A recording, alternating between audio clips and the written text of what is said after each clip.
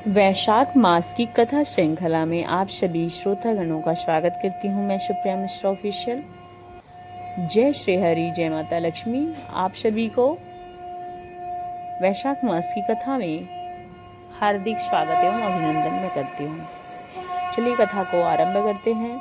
और आज की कथा को यह सुंदर अवसर हम प्रदान करते हैं जब हम भगवान से प्रेम और श्रद्धा से भगवान की कथाओं का श्रवण करते हैं, उसका नाम जप करते हैं, तो हमारे अंदर की कृतज्ञता और शांति के भाव स्वतः ही जागृत होते हैं और यह अनुभव हमारे जीवन को भीतर से ही समृद्धि देता है। और इसीलिए इस वैशाख मास में हम दिव्य अनुभव को प्राप्त करते हैं और प्रयास कर रहे हैं। चलिए आज की कथा को आरंभ करते हैं और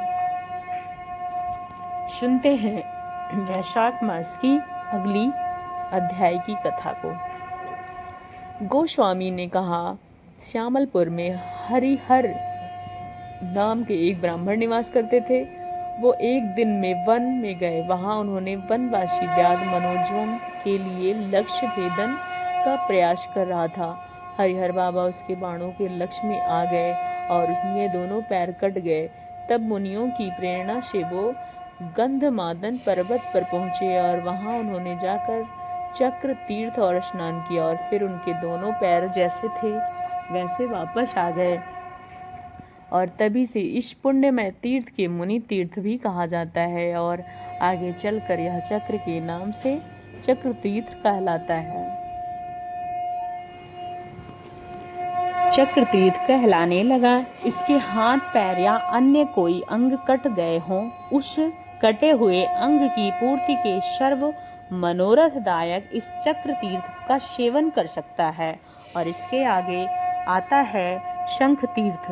शंख तीर्थ यमुना गंगा गोदावरी जैसे तीर्थों यमुना महापातकों का नाश करने वाले हैं, परम पवित्र और समस्त लोकों में प्रसिद्ध हैं।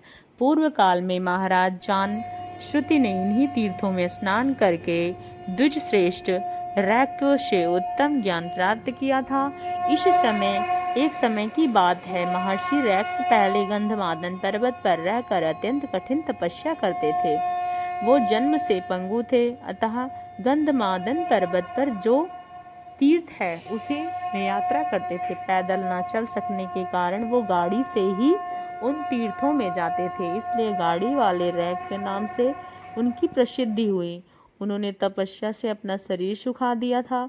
उसके उस शरीर में खाज हो गई थी, जैसे उस दिन रात तक खुजाने पर भी उन्होंने तपस्या नहीं छोड़ी। एक दिन उन्होंने मन में ऐसा विचार आया कि मैं यमुना, गंगा और गया इन तीनों लोकों में तीर्थयात्रा स्थान करूंगा, लेकिन जो जन्म से भी पंगु है उसमें मेरे क्या स्नान अत्यंत दुर्लभ है।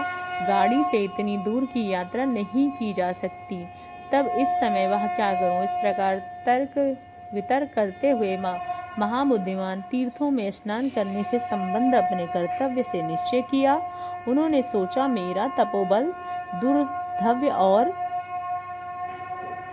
असहाय है, अब मैं तीर्थों का आवाहन करूंगा। मन ही मन में निश्चय करके पूर्व विमुख होकर बैठ गए। मन में इंद्रियों को संयम में रखकर तीर्थ बार आचमन किया और एक क्षण तक ध्यान में लगे रहे। उन्होंने मंत्र के प्रभाव से महानदी यमुना, गंगा और पापनाशनी गया तीनों भूमि फोड़कर सहसा पाताल से प्रकट हुई। मानव शरीर धारण करने गाड़ी वाले रैक के समीप आकर उनके प्रसन्न करती हुई प्रसन्नता से बोली, हे रैको, आपका कल्याण हो। इस धाम से आइए और इसके मंत्र के आकृष्ट होकर हम तीनों यहाँ आपके लिए उपस्थित हुई हैं।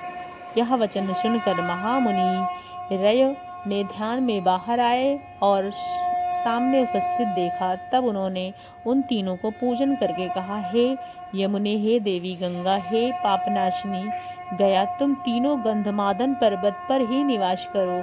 जब भूमि फोड़कर यहाँ प्रकट हुई हो तो वो स्थान तुम्हारे नाम से पवित्र तीर्थ हो जाएगा। वो तीनों देवियां तथास्तु कहकर सहसा अंतर ध्यान हो गईं और सभी तीनों तीर्थ भूतल से मनुष्यों द्वारा उन्हीं के नाम से पुकारे जाते हैं। जहाँ भूमि फोड़कर यमुना निकली, उसी स्थान पर लोग यमुना तीर्थ करते हैं। जहाँ पृथ्वी पर छिद्र से गंगा और का प्रादुर्भाव हुआ उस स्थान को लोग पापनाशक गंगा तीर्थ कहते हैं, और जहाँ गया का प्रादुर्भाव हुआ था उस भूमि को विवर तीर्थ कहते हैं।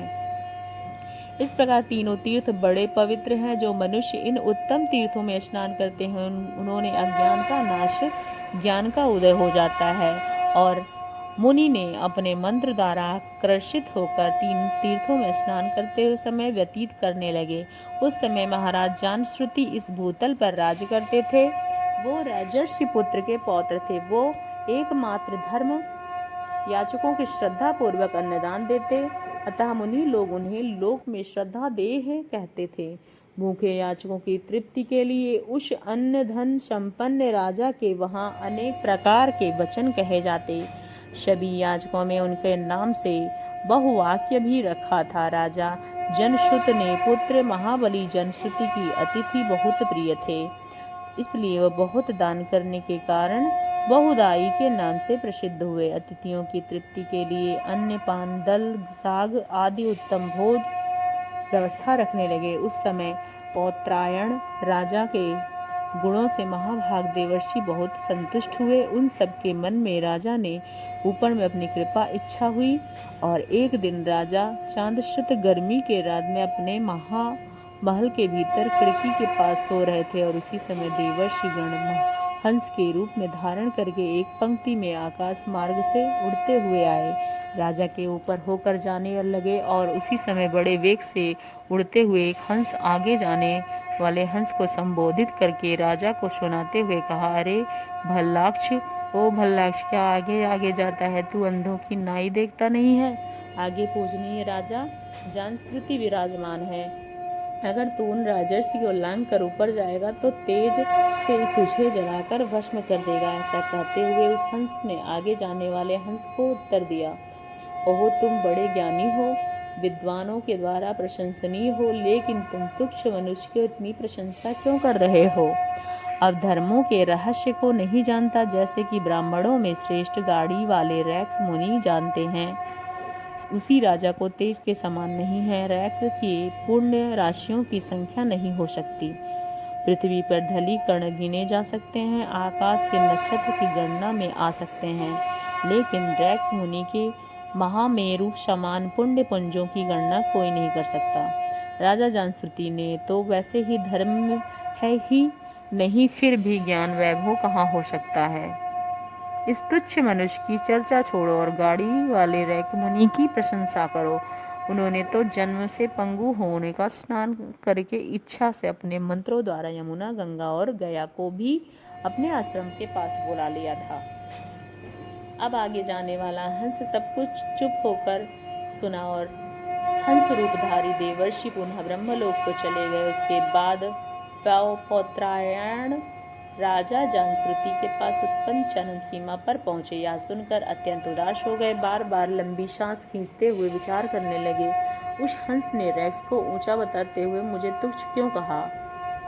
उनकी महिमा, अब मैं संसार में राज्य छोड़ के गाड़ी वाले महात्मा के रैक्स की शरण में जाता हूँ, रैक्व की शरण में जाऊंगा। हे कृपा निधान मुनि, अपने शरण में आए हैं, मुझे अपनाकर आत्मज्ञान का उपदेश देंगे। इस प्रकार सोचते हुए रात बीत जाने के महाराज जानश्रुति सारथी को बुलाया और उनके कहा, हे सूत, तुम तीव्रगामी रथ पे आरूढ़ होकर शीघ्र ही जाओ। महर्षि के आश्रमों से पवित्र वनों में, एकांत उपदेशों में, सत्पुरुषों में, निवास स्थानों पर, तीर्थ, नदी और मुनीश्वर लोग कहते हैं, योगेश्वर रैक को पता लगाओ। और उस प्रकार ब्रह्म ज्ञान से निधि है। मेरी प्रसन्नता से वह मुनि के पता लगाने के लिए वह उनके समक्ष जाने लगे। बहुत अच्छा, यह कहकर सारथी वहां से तुरंत निकल गया। उसके बाद ब्रह्मज्ञानी महर्षि रैक पर सर्वत्र खोज की। अनेकों स्थान पर ढूंढने के बाद वह क्रमशः महर्षियों से भरे हुए गंधमादन पर्वत पर गए।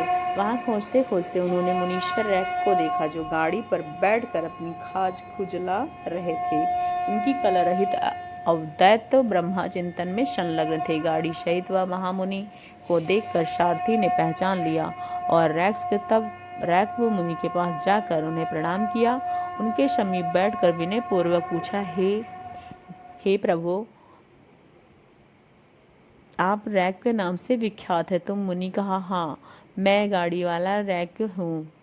मुनि का वचन सुनकर सारथी गंधमादन पर्वत से लौटा और उनके पास पहुंचकर सारा समाचार सुनाया। तब राजा ने श्रुति 600 गाय, धन, सुवर्ण, मुद्राओं का भार और खच्चरियों से जुता हुआ रथ अपने साथ लेकर शीघ्रता से उन मुनि के पास गए। वहां पहुंचकर राजा ने ऋषि रैकू से कहा, हे भगवान, मेरी दी हुई इन सारी वस्तुओं को स्वीकार करें और मुझे अपना दास बना ले।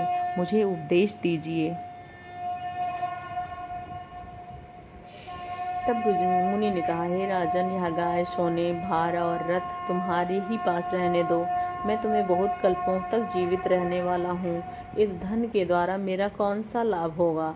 रैक के वचन सुनकर जानश्रुति ने कहा, हे ब्राह्मण, आपके द्वारा उपदेश किए जाने वाले ब्रह्म ज्ञान का कोई मूल्य नहीं है।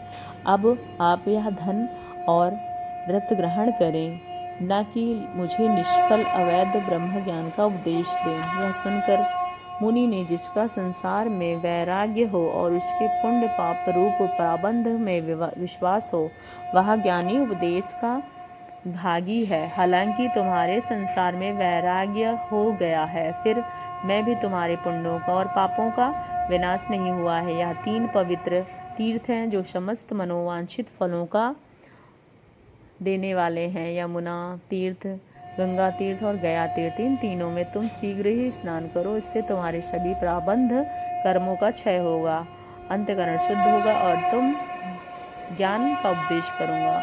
इस प्रकार मुनि के कहने पर राजा ने नेत्र हर्ष से प्रफुल्लित हुए और उन्होंने शीघ्रता पूर्वक तीनों तीर्थों में स्नान किया और शुद्ध होकर फिर गुरु मुनि के पास आए और उन्होंने श्रुति को कृपा पूर्वक उपदेश दिया। उपदेश प्राप्त होने पर राजा अवदित अनुभव से संपन्न होकर योगी रैक को प्रसाद से ब्रह्म भाव प्राप्त हो गया। तो यह थी हमारी वैशाख मास की आज की कथा।